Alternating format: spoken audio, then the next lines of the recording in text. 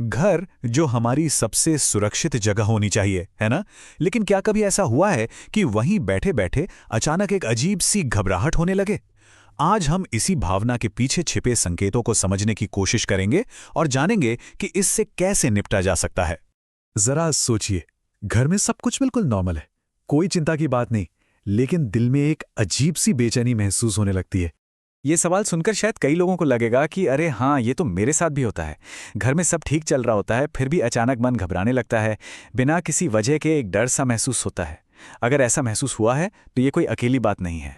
तो सवाल ये उठता है कि क्या इस भावना को बस नजरअंदाज कर देना चाहिए? शायद नहीं, क्योंकि ये सिर्फ एक पल भर की फीलिंग से कहीं ज्यादा हो सकती है। असल में ये एहसास एक संकेत हो सकता है। यह हमारे घर या हमारे मन की तरफ से एक इशारा हो सकता है कि किसी चीज पर ध्यान देने की जरूरत है। देखिए, इसे एक संकेत के रूप में देखा जा सकता है। ये सिर्फ घबराहट नहीं, बल्कि एक सिग्नल है कि हमारे घर या मन को थोड़े ध्यान और देखभाल की जरूरत है। यह हमें समस्या को देखने का एक बिल्कुल नया नजरिया देता है। तो चलिए अब इस फीलिंग के पीछे छिपे उन 5 संभावित कारणों को समझते हैं जो शायद हमें पता भी नहीं होते। ये कारण हमारे घर के माहौल और हमारी मेंटल स्टेट दोनों से जुड़े हो सकते हैं। इस घबराहट के पीछे ना 5 मेन वजह हो सकती हैं। नेगेटिव एनर्जी, घर का फैला हुआ सामान, बंद बंद सा माहौल, पुरानी दबी हुई इमोशंस और यहां तक कि हमारी अपनी दिमागी थकान। चलिए एक एक करके इन सबको थोड़ा और गहराई से समझते हैं। पहली वजह है घर का माहौल, जिसे हम नकारात्मक ऊर्जा भी कह सकते हैं।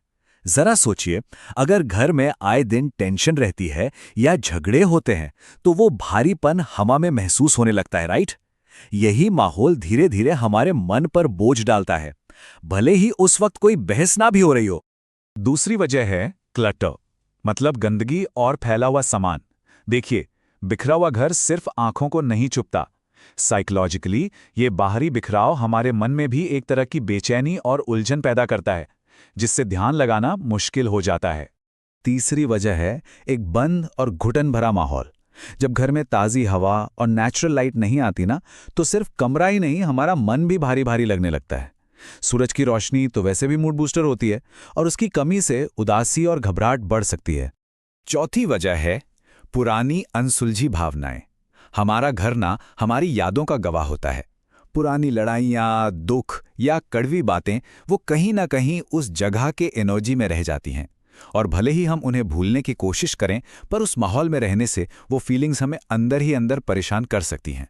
और पांचवी वजह हमारे अंदर ही छिपी होती है, मेंटल फटीग, यानी दिमागी थकान। कई बार घर में सब कुछ परफेक्ट होता है, लेकिन हमारे दिमाग में जो उथल-पुथल चल रही होती है, काम का स्ट्रेस, ओवरथिंकिंग, वही घबराहट बनकर सामने आती है, और घर की शांति में वो और भी ज्यादा महसूस होती है।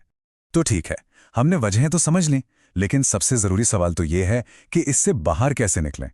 तो चलिए अब शांति पाने के 5 आसान स्टेप्स पर नजर डालते हैं। और अच्छी खबर यह है कि इन सबका हल भी हमारे ही हाथ में है। ये 5 कदम हमें शांति की तरफ ले जा सकते हैं। सबसे पहले अपनी जगह को साफ करना, फिर माहौल को शुद्ध करना, ताज़ी हवा और रोशनी को अंदर आने देना, अतीत के बोझ को हल्का करना, और आखिर में अपने मन को शांत करना। पहला और सबसे बेसिक स्टेप है सफाई। रोज बस कुछ मिनट निकालकर अपने आसपास की जगह को ठीक करें, उसे ऑर्गेनाइज करें। एक साफ सुथरा माहौल बनते ही मन को तुरंत शांति और पॉजिटिविटी महसूस होती है।